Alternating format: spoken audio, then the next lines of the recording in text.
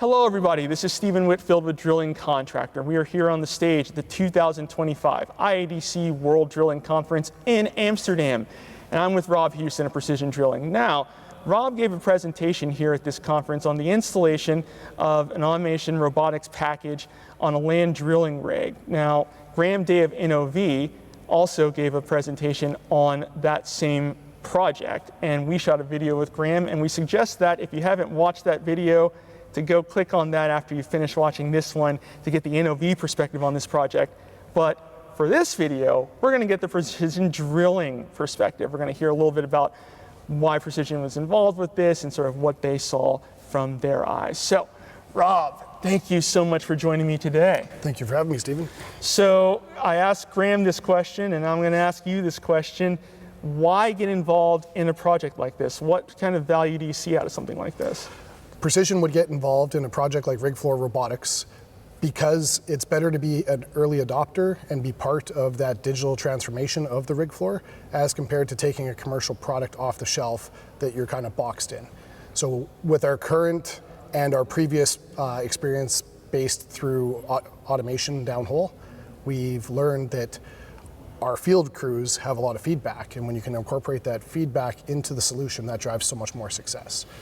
So I also asked Graham about alignment, and you hear so much about with these projects, the importance of having alignment between stakeholders, and maybe even within a stakeholder, such as Precision, having alignment on what you guys are trying to accomplish. So I'll ask this from your perspective. What is the importance of alignment to you in a project like this? And were there any challenges in sort of achieving that alignment?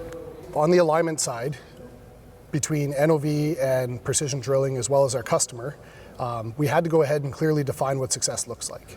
So by having different customers, us being the customer of NOV and our customer being the customer of us, we were able to identify what's important to us for today as part of an early adopter phase of a first ever project. And that's key, because where perception is when I talk about rig floor robotics and when you actually get to watch a video or watch the robotics in action, there's often two different stories.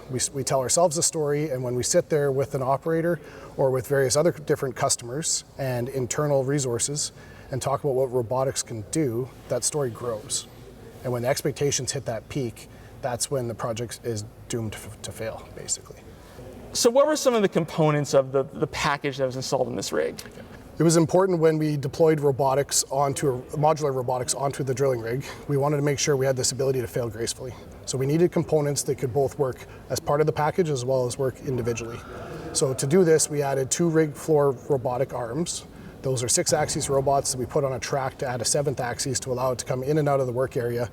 As part of the package, we were expecting to be able to complete 80% of rig floor activities. We've seen much more success than that, but we wanted to be able to clear the rig floor and give our people as much space as possible to work in that environment. We added various pieces of hands-free equipment, such as hydraulic slips, hydraulic elevators, an instrumentation and automation kit onto the iron roughneck. And as we move up to where the derrick hand likes to work, we have our fingerboard. Our fingerboard is designed to be over-engineered to be a little bit wider and have a spacer system that does not involve hydraulics. And this is important to us so that if we ever weren't using robotics, we can manually switch back to continue operations. So let me bring up a point that you made here in talking about the robotics. And it's something that you hear sometimes when you talk about sort of adapting these systems anywhere, is mimicking human behavior, human motion. And you said this was a critical thing for Precision Drilling on this project. So can you tell us a little bit about sort of how you're able to accomplish that with the robotics that you installed on this rig? For sure. There's lots of automation and robotic systems out there in various different industries. If you grab the wrong one and bring it into oil and gas, you're going to replicate something that the rig can already do. And when you do that, you're going to blow your budget as well as disrupt those workflows that are going to make the employees that work within the systems feel very uncomfortable. Over the last 2 decades, the only real change we've had on the rig floor is introducing the top drive and adding the iron roughneck. So we can say we have billions of runtime hours across all of the rigs globally to know the best practices and the best way to do things. If I can't lift 600 pounds, a rig floor robotic doesn't need to lift 600 pounds as well. And what that does is that really brings the project into scope. Because if you try to overcome, say, weight of big heavy drill pipe, you need big, heavy equipment, which adds to cost, adds to the footprint, and really starts to get that scope creep to a project that lives on paper and never actually gets into reality. So, when we're talking about what we're seeing, we're pushing a lot of boundaries with these types of systems. And you talked a little bit about, what more can we see out of robotics, out of automation on the rig, and what kind of efficiency gains we could potentially see. And you're very optimistic about where we can push things. So what kind of gains do you think automation robotics can provide for precision, for the industry, in terms of actual metrics that we might see in the future? On-bottom drilling has been a focus for the last decade, and we've been squeezing seconds out of every process we could possibly squeeze.